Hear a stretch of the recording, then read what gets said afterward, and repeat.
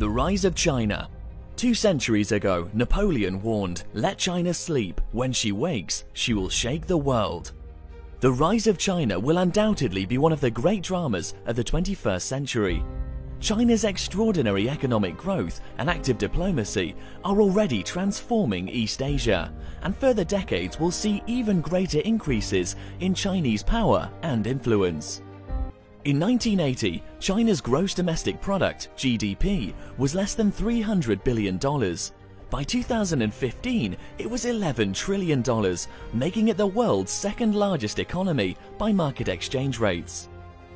China's trade with the outside world in 1980 amounted to less than $40 billion. By 2015, it had increased 100-fold to a whopping $4 trillion. Even at its lower growth rate in 2015, China's economy created a Greece every 16 weeks and an Israel every 25 weeks. Measured by purchasing power parity, which measures how many aircraft, missiles, ships, sailors, pilots, drones, bases, and other military-related items a state can buy, and the prices it has to pay in its own national currency, China has not only surpassed the US, but also now accounts for roughly 18% of world GDP, compared to just 2% in 1980. By 2005, the country was building the square foot equivalent of today's Rome every 2 weeks. Between 2011 and 2013, China both produced and used more cement than the US did in the entire 20th century. In 2011, a Chinese firm built a 30-story skyscraper in just 15 days. 3 years later, another construction firm built a 57-story skyscraper in 19 days. China so far has built the equivalent of Europe's entire housing stock in just 15 years.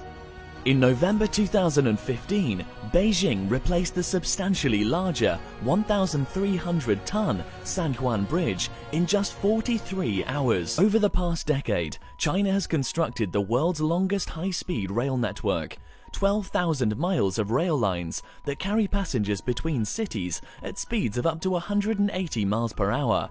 China now has more high-speed rail tracks than the rest of the world combined. In stark contrast, during this same decade, California has been struggling mightily to build a single 520-mile high-speed connection between Los Angeles and San Francisco. Voters approved the project in 2008, but the state recently admitted it will not be finished until 2029 at a cost of $68 billion. 9 years later and $35 billion more than was originally promised. By then, China plans to have completed another 16,000 miles of high-speed rail connections. China's education, healthcare, and related indicators reflect similar improvements in its people's well-being. In 1949, Chinese citizens could expect to die at the age of 36, and 8 in 10 could not read or write. By 2014, life expectancy had more than doubled to 76, and 95% are literate. A generation ago, China stood at the bottom of most international rankings of nations in education, science, technology, and innovation.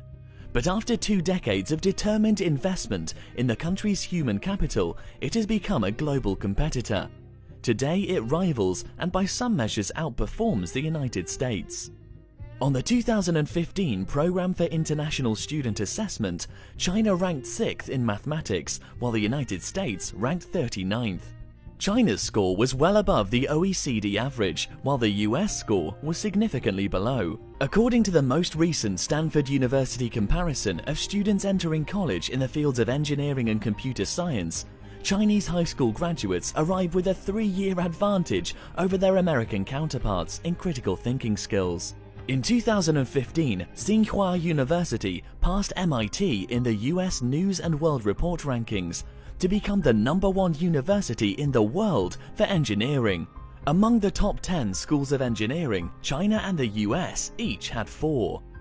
In STEM subjects, science, technology, engineering, and mathematics, which provide the core competencies driving advances in science, technology, and the fastest growing sectors of modern economies, China annually graduates 4 times as many students as the US. 1.3 million versus 300,000, and that does not even include an additional 300,000 Chinese students currently enrolled in US institutions. Long known primarily as a low-cost producer of inexpensive consumer goods, China has seen its share of total global value added in high-tech manufacturing increase from 7% in 2003 to 27% in 2014. The US National Science Foundation report that documented this growth also finds that over that same decade, the American share of this market declined from 36 to 29%. For example, in the fast-moving field of robotics in 2015, China not only registered twice as many applications for new patents, but also added 2.5 times as many industrial robots to its workforce.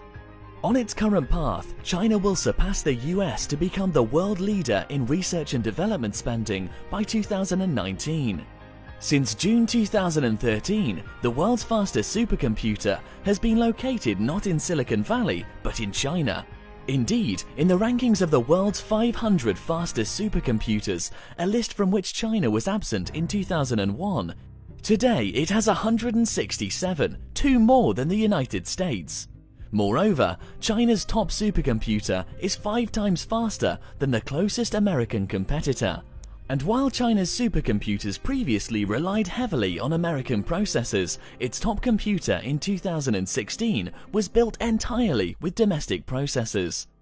As China's economy has gotten bigger, its guns and tanks and their 21st century equivalents have gotten better and allowed for a new level of competition with other great powers, especially the United States.